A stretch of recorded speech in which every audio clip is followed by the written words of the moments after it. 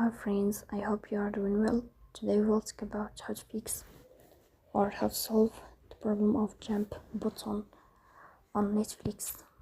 You will click on settings. In this page, you will click on apps, default apps, app settings.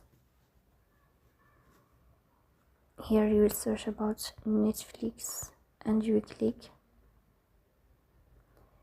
In this page of app info, you will click on first stop and you will click OK. Here you will enter to storage. Then we click on clear cache. In the end, you will turn off your phone and you will wait a moment to restart your phone again to fix that problem. So please don't forget to support us by like and subscribe. See you next time and thank you for your watching and your attention.